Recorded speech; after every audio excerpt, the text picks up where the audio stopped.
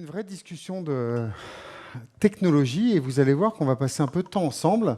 Je vais aussi vous parler de technologie, on va essayer de s'élever et on ne va pas rester que sur la ville.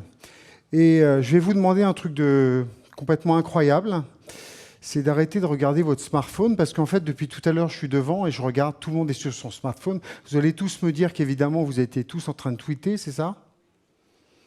Bon, alors je vais vous croire, mais je vais faire un effort quand même.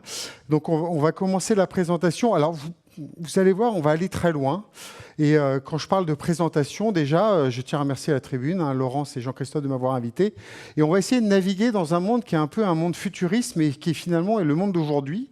Et vous allez voir jusqu'où on peut aller. C'est très, très passionnant et très intéressant. Alors, est-ce que vous connaissez le magazine Wire ? Donc c'est quoi ce magazine ? Le thème de ce magazine, je ne sais pas si vous le connaissez tous en tous les cas, ça a été créé en 1993 et ce qui est très intéressant, c'est de la technologie utopiste. Ça envoie quand même, on ne sait pas trop ce que ça veut dire. Ce que ça veut dire, c'est que tout simplement, hop là, ça ne marche pas.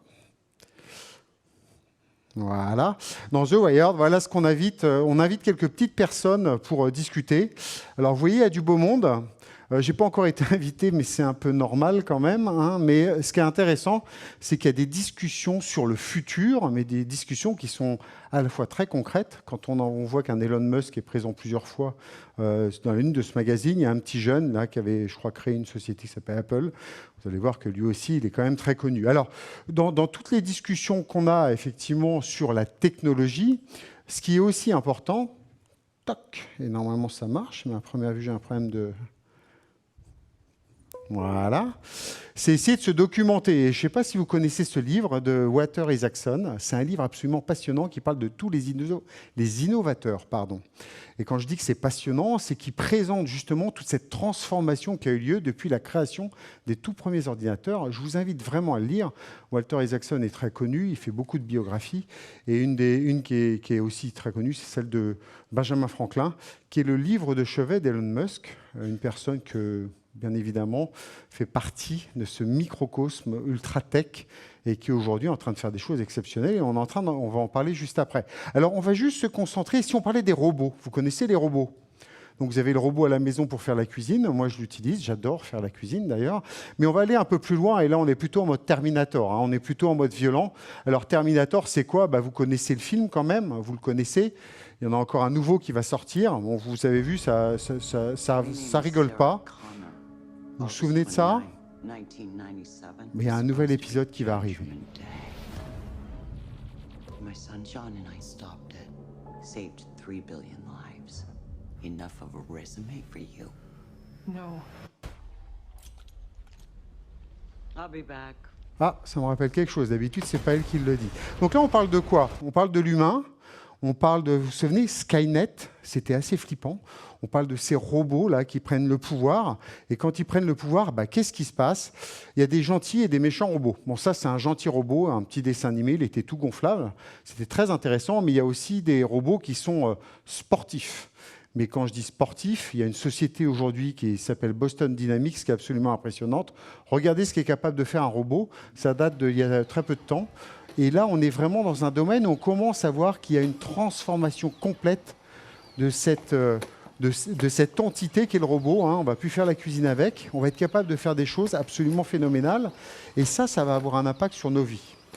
Mais avoir un impact sur nos vies, à quel point ? Et là, on peut se poser la question. On peut se poser la question parce que le robot, il peut faire peur.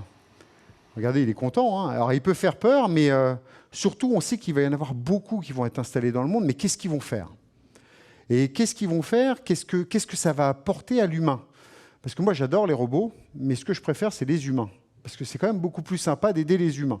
Alors c'est vrai que quand on regarde les chiffres et quand on regarde un petit peu ce qu'on est capable de faire, il y a une petite société qui s'est amusée à faire une petite fourmi robot qui a fait 2,5 kg. Donc elle est un peu grosse, mais qui est capable de se déplacer sans GPS, parce qu'elle est capable de se connecter et d'avoir la vision en fait, du ciel et de savoir où est-ce qu'elle est positionnée. Non, ça, c'est vraiment des cas très concrets, mais non, nous, ce qu'on constate aujourd'hui, c'est que les robots, ils vont transformer le monde et ça va très très vite. Vous voyez que la France, on n'est pas les premiers, mais on voit que dans le secteur industriel, l'impact est important. Alors, qu'est-ce qui va se passer ?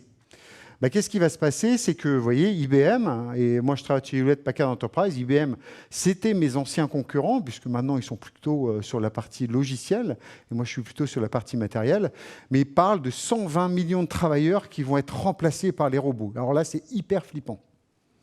C'est flippant et vous avez tous peur. Pas du tout, d'accord. Bon, moi, ça me fait peur quand même. Je me dis, je vais me faire remplacer par un robot. Alors si je suis payé pareil à rien faire, tant mieux. Mais c'est sans doute pas le cas. Alors, qu'est-ce qui se passe? Ces robots, ils vont tout simplement être présents dans des endroits où nous, on n'a pas envie d'aller. Et ça, c'est intéressant pour nous. Pourquoi? Parce qu'on va pouvoir faire autre chose. Et quand on regarde un petit peu ce qui est en train de se passer en Chine, on voit bien que le focus, là, c'est 50 millions de travailleurs chinois qui vont devoir changer de modèle. Et là, on voit l'impact. On commence à sentir que ils vont peut-être plus faire des tâches qui étaient des tâches pénibles, mais ils vont faire des tâches de nouvelle génération. Et l'humain, là, il a un vrai intérêt à travailler avec les robots. Pourquoi? Parce qu'il va pouvoir se transformer. Et quand on parle de transformation d'un humain, on fait attention à tout ce qui se passe dans le monde. Alors, si on parlait un peu de transformation numérique et non pas digitale. Vous savez, digital, c'est l'histoire de traduction anglaise et tout, puis tout le monde parle de transfo digital, mais en fait, non, c'est numérique pour nous. Alors, transformation numérique. Dans ma société, chez Hewlett-Packard Enterprise, je passe mon temps à rencontrer des clients pour parler de transformation numérique. Et quand on parle de transformation numérique, quel est le premier message? C'est l'impact. Qu'est-ce que ça va créer pour vous en tant qu'entrepreneur? Le premier impact, c'est on va essayer de faire plus de business, bien évidemment. Il y a 3 piliers. Et ces 3 piliers, ils sont indissociables. Et ils sont essentiels. L'humain, les collaborateurs, souvent on les oublie. Une très bonne transformation numérique où les personnes ne sont pas formées, ça ne marche pas.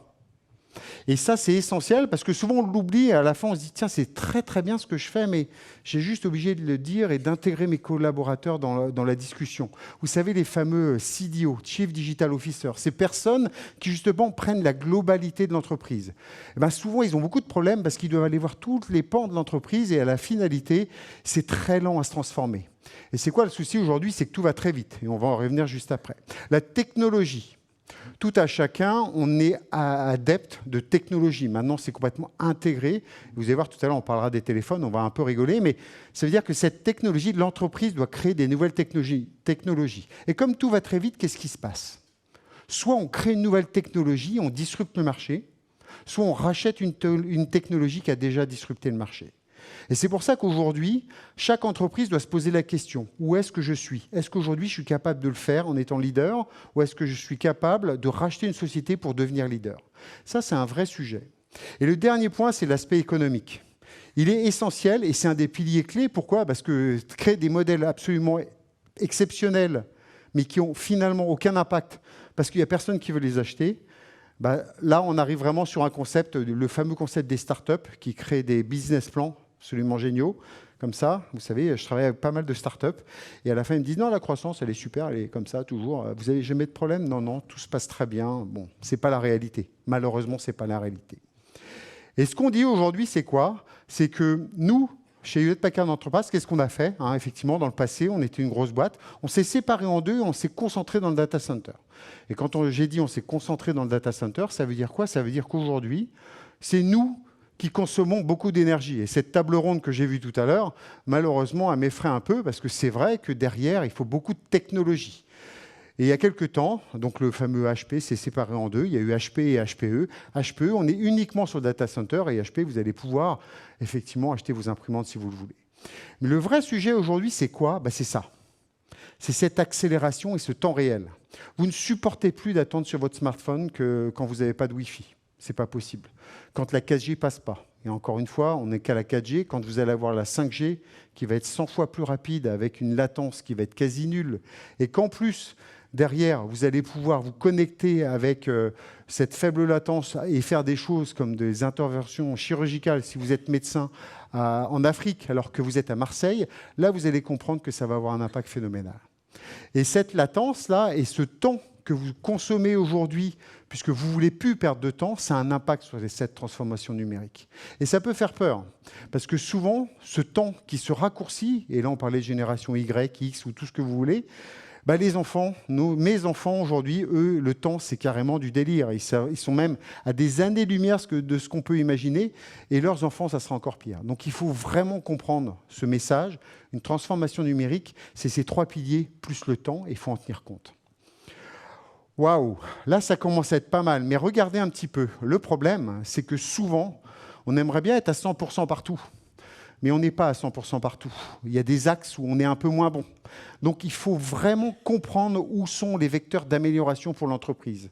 Comment vous allez pouvoir vous transformer et justement avoir cette capacité d'avoir un impact là où vous n'êtes pas le meilleur. Et c'est comme ça que vous allez faire plus de business et que c'est comme ça que vous allez pouvoir aussi avoir un impact sur votre cœur de métier. Donc là, on était dans la transformation numérique. Quelques use cases. Et là, on va revenir un petit peu sur la Smart City, justement. Quand on va dans un stade, quand on va voir un match de foot, par exemple, évidemment, votre smartphone, vous l'utilisez, vous voulez être connecté. Évidemment, vous voulez être livré directement à votre place pour manger votre hot dog pour ne pas perdre une seconde du match. Mais pourquoi aussi l'économie qui est derrière est assez pertinente? Parce que quand vous allez manger votre sandwich et vous n'allez pas aller faire la queue pendant la mi-temps, vous allez consommer alors que d'habitude, personne ne consomme parce que vous êtes concentré sur votre match. Donc c'est une nouvelle économie qui va générer un grand nombre de business pour justement à la fois le stade, à la fois pour l'équipe, et qui est en fait lié à ce qu'on appelle la fameuse fan expérience. Ça, c'est très intéressant parce que ça crée pas mal de nouveaux modèles. Évidemment, l'expérience ininterrompue, j'en ai déjà parlé. Et puis après, il y a tout ce qu'on est capable de développer pour l'humain. Encore une fois, pour l'humain. Et ça, c'est essentiel. Vous allez voir tout ce qu'on est capable de faire avec les supercalculateurs, par exemple. Et là, on va parler un petit peu de tout ce qu'on est capable pour aller dans l'espace. Et là, c'est vraiment intéressant. Chez Hewlett Packard Enterprise, nous, on travaille sur les supercalculateurs. Vous savez, les méchantes choses qui consomment beaucoup d'énergie. Donc, on en met dans des data centers, ça consomme beaucoup d'énergie et ça fait des pétaflops. Donc, une énergie consommée pour générer beaucoup de calculs et à la fin répondre à des mathématiciens qui veulent créer des nouveaux modèles. Ça, c'est passionnant parce qu'on a besoin de ça pour avancer.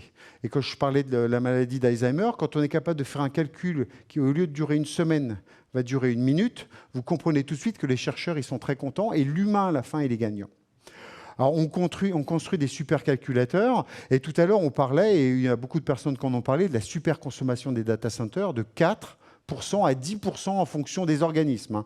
Donc, dans le monde, l'énergie, le côté énergivore des data centers, c'est entre 4 et 10% de toute l'énergie qui est consommée. C'est colossal. Donc, il faut trouver des nouveaux modèles. Donc, les nouveaux modèles, ils sont essentiels parce que sinon, on va avoir un vrai souci à long terme, puisqu'on sait que ça, on va en faire de plus en plus. On va calculer de plus en plus. Pourquoi? Parce que tout à chacun, vous voulez avoir des solutions à tous les petits problèmes que vous voulez. Vous voulez vivre plus longtemps, donc vous voulez soigner toutes ces maladies. Et derrière, il va falloir mettre de la science. Et la science, c'est à la fois de l'humain, du cerveau, mais c'est aussi de la technologie. Et quand on regarde un petit peu ces chiffres, c'est vrai qu'on peut avoir peur. Alors, il y a des entreprises, il y a des startups qui travaillent sur des nouveaux modèles. Tout à l'heure, on parlait de modèles de computing, par exemple. Donc, vous avez un bâtiment qui est entièrement rempli de serveurs. Vous allez me dire, mais vous êtes fous, pourquoi vous mettez des serveurs dans des bâtiments? C'est la société Carnot, c'est une start-up avec qui j'ai d'ailleurs travaillé. Eh ben, on met des supercalculateurs, mais c'est des petits serveurs qui vont faire de la chaleur. Cette chaleur, ça va soit chauffer le bâtiment, soit ça va chauffer peut-être la piscine qui est derrière, là, qui va être utilisée par tout le monde. Et en plus, tout le calcul, il va pouvoir être utilisé par une banque qui va avoir la capacité d'utiliser ce calcul justement pour, derrière, faire de l'argent.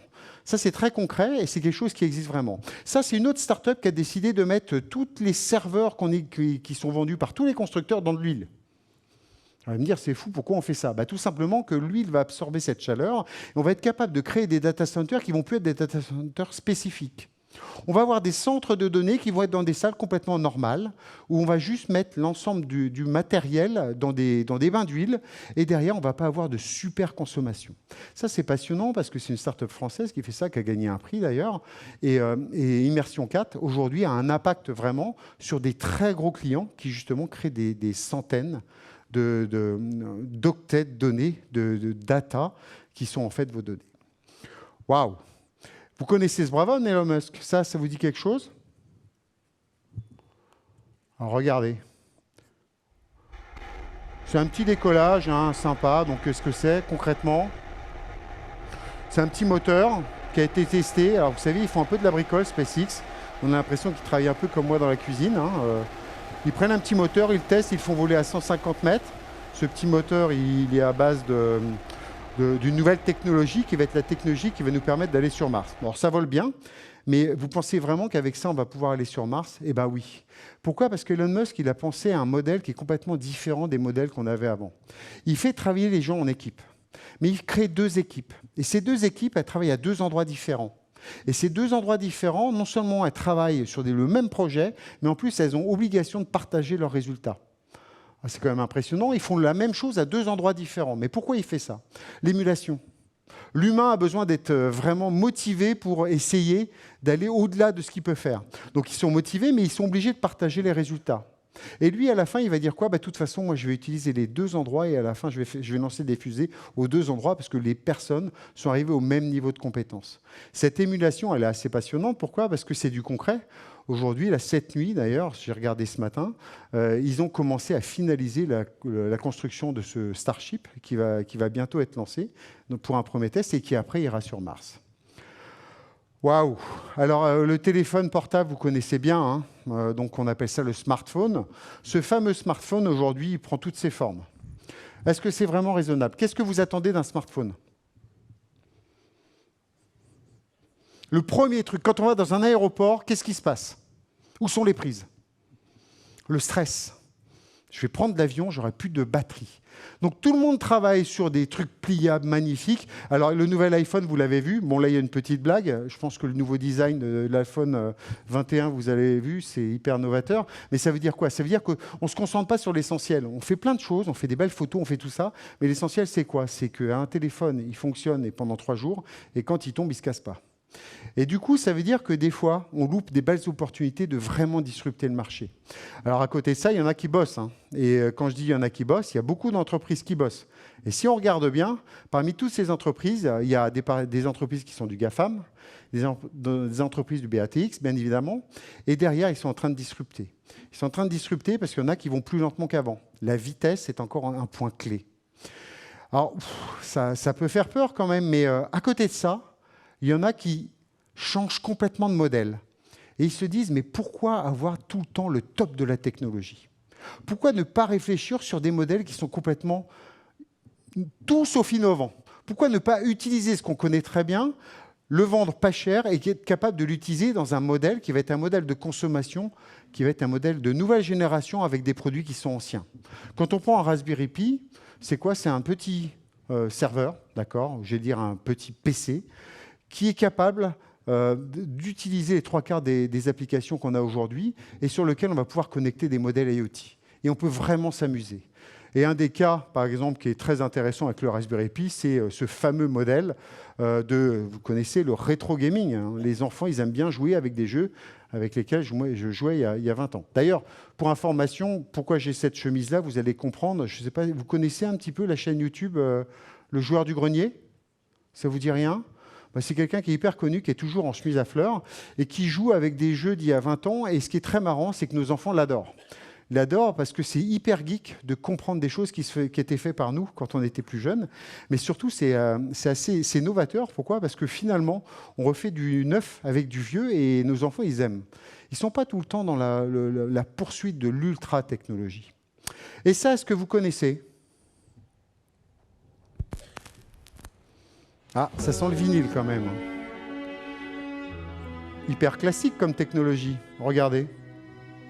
Ah, il y a un problème là. Et oui, il y a un problème. Parce qu'on utilise de la haute technologie pour écouter des vinyles.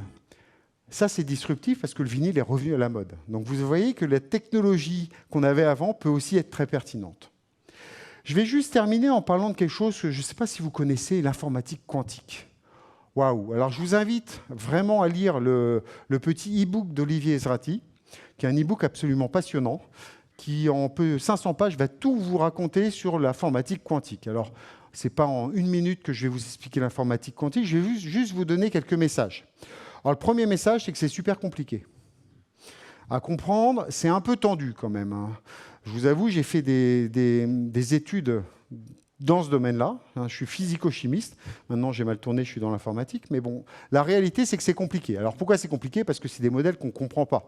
Et tout ce que je peux vous dire, c'est qu'avec l'informatique quantique, on va complètement disrupter, effectivement, tout ce qui se passe aujourd'hui dans les modèles qu'on connaît. Alors, l'intérêt de tout ça, c'est quoi? C'est effectivement de changer de modèle.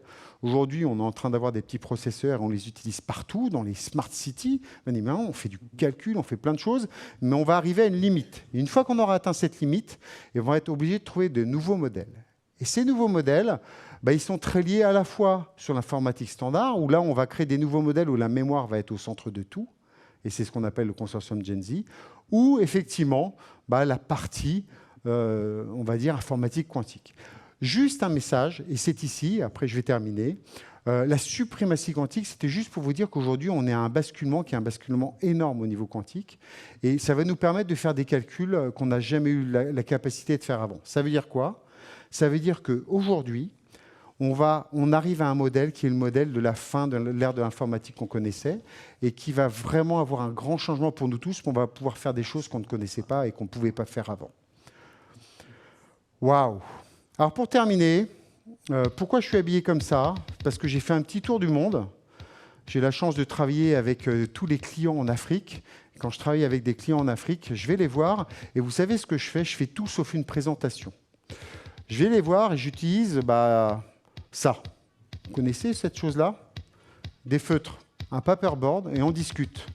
Faire des présentations, des keynotes comme ça, c'est très intéressant. Mais la discussion et l'échange est beaucoup plus pertinente pour les clients parce qu'on peut effectivement derrière trouver vers où on peut aller ensemble. Je vous remercie et n'oubliez pas, ça c'est important, un geek ne vieillit pas, il se met toujours à jour. Merci.